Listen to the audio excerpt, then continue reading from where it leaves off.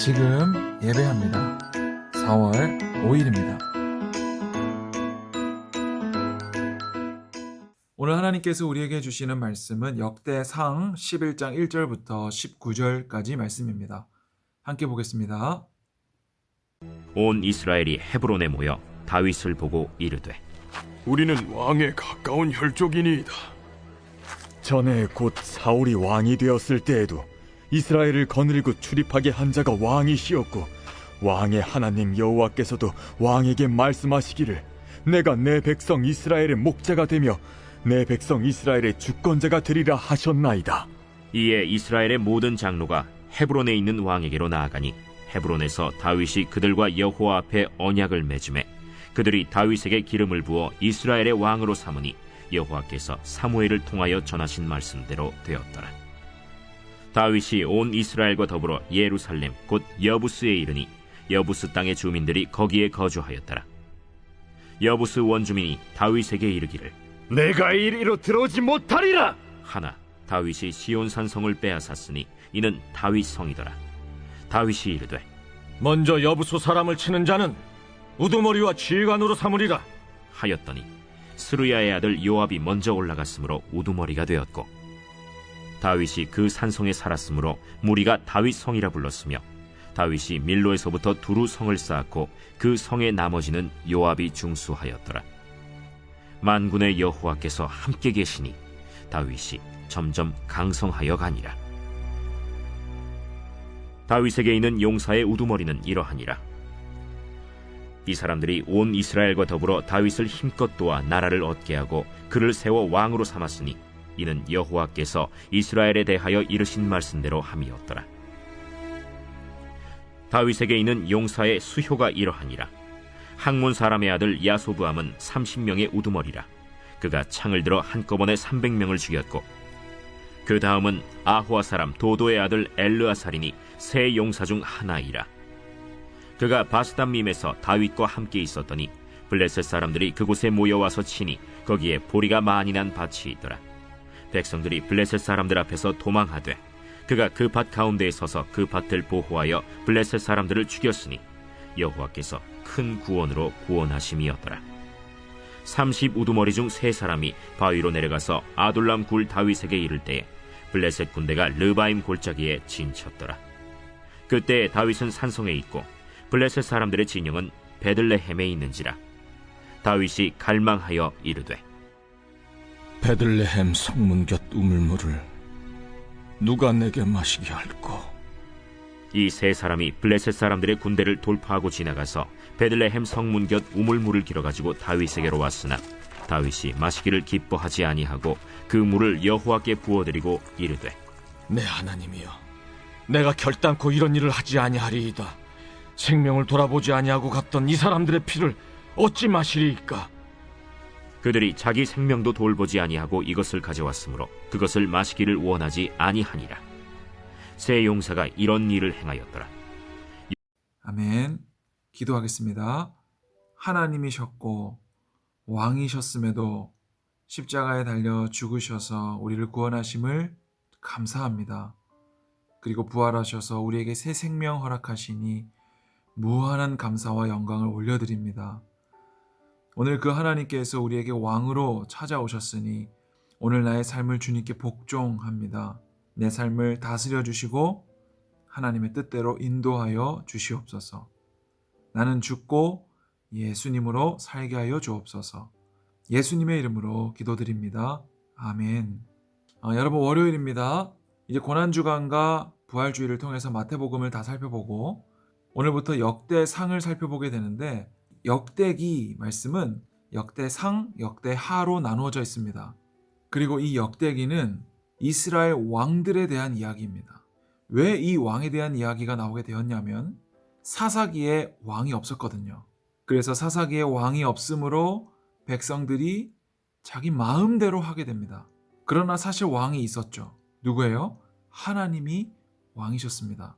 그런데 그들은 하나님을 왕으로 모시지 않고 왕이 없다. 그러니 우리 마음대로 하자라며 자기 소견에 오른 대로, 자기 생각에 오른 대로 각자 마음대로 살았다는 것이죠. 그래서 이들은 이제 하나님께 왕을 달라라고 이야기합니다. 그러나 하나님은 내가 있음에도 불구하고 저들이 왕을 달라 하니 좋다, 내가 왕을 주겠다라고 오늘 이 역대기서를 기록하고 계신 것이죠.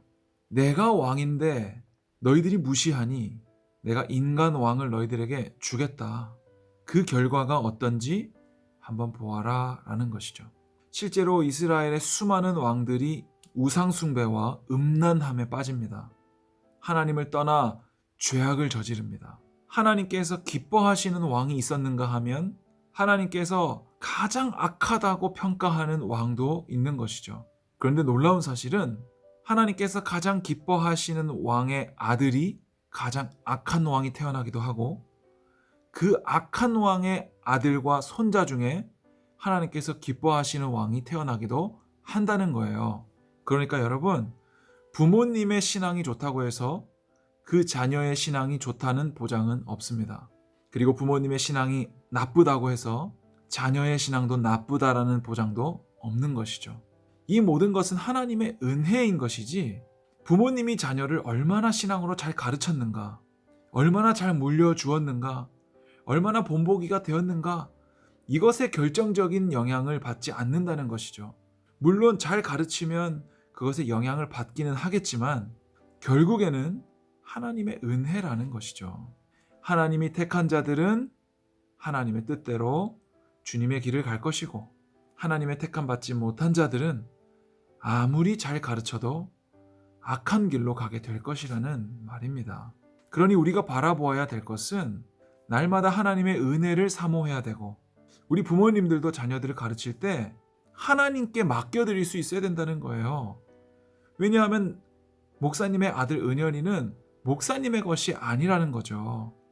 하나님께서 목사님에게 청지기로 맡겨주신 것이기 때문에 목사님은 이 아이를 내 뜻대로 내 마음대로 키우는 것이 아니라 하나님께 온전히 맡겨드리고 목사님은 비록 육신의 아버지이지만 영원한 하늘 아버지가 바로 하나님이심을 은열이에게 가르쳐 줘야 된다는 것이죠. 여러분, 목사님도 마찬가지예요. 여러분들을 중등부 목사님으로 만났지만 목사님은 여러분들의 선생님이에요. 그러나 여러분들의 하늘 아버지는 바로 하나님이시라는 거예요. 목사님은 여러분들을 그저 옆에서 조금 보조하는 자일 뿐입니다. 아버지 대신 하나님이 여러분을 키우시는 거예요. 목사님은 그저 가정교사 같은 거예요. 여러분이 진정으로 사랑해야 될 사람은 가정교사가 아니라 바로 아버지인 것이죠. 그러니 오늘 우리가 중등부 예배에 나와서 말씀에 귀를 기울여야 되는 것은 목사님의 말이 아니라 목사님을 통해서 말씀하시기도 하고 담임 선생님을 통해서 말씀하시기도 하고 부모님을 통해서 말씀하시기도 하는 그 하나님을 향한 믿음이 있어야 된다는 겁니다. 오늘 역대상 11장에는 드디어 다윗이 왕으로 세워집니다. 하나님이 기뻐하시는 다윗. 그 다윗은 누구였죠? 충직한 부하를 적진에 밀어넣어 죽게 만든 다윗. 그리고 그의 아내 밧세바를 간음한 다윗. 하나님의 성전을 짓기를 간절히 사모했지만 하나님께서 다윗아, 네 손에는 전쟁으로 인한 피를 너무 많이 묻혔기 때문에 내 성전을 지을 수가 없다. 내가 인간이 지은 성전에 머무르는 하나님인 줄로 아느냐. 나는 모든 만물 가운데 임재한 하나님이다. 라고 말씀하셨던 다윗입니다. 여러분, 다윗이 자랑할 것이 뭐가 있습니까? 곧장 회개했다고요? 물맷돌로 골리앗을 잡아서요? 여러분, 다윗이나 우리나 똑같습니다. 로마서에 의인은 없나니 하나도 없다. 다 치우쳐 죄악의 길로 가는 자들이 바로 인간입니다. 다윗도 인간이고 저와 여러분도 똑같습니다. 성경의 모든 인물이 똑같습니다, 여러분. 그 누구도 조금이라도 골리앗을 잡아서 그 사람은 대단하다. 다니엘은 사자굴에서도 두려워하지 않았다. 여러분, 이런 것은 다 인간의 공로입니다. 이것은 자랑할 수가 없는 거예요. 오늘 하나님께서 다윗을 이스라엘 백성으로 세우심은 하나님께서 다윗의 자손을 통해 예수 그리스도가 나리라 말씀하신 그 약속의 성취인 것이지 다윗이 결코 잘나서가 아닙니다. 하나님은 이 다윗을 통하여 예수 그리스도가 나게 하기 위해서 그 주변에 많은 협력자들을 돕는 자들을 붙여주십니다. 그리고 그들을 통해서 이스라엘 나라가 굳건히 세워져 가게 하시고 이스라엘 나라를 반대하는 나라들을 다 쳐서 무찌르게 하십니다. 여러분, 그게 하나님의 기쁘신 뜻이에요. 목사님은 옛날에 그렇게 생각한 적이 있어요. 아니, 하나님은 이스라엘 나라를 위해서 주변에 있는 나라들을 다 멸하시니 이것이 과연 정당한가? 여러분, 이스라엘 나라 외에도 다른 나라에도 연약한 자들, 아이들, 여인들, 그리고 간절히 그 진리를 사모하는 자들, 이런 사람들이 있을 거 아니에요. 그런데 하나님께서 그 모든 사람들을 멸하셨다라는 것은 여러분, 그것이 하나님의 뜻이라는 거예요. 그리고 하나님의 뜻이 곧 선이라는 거예요.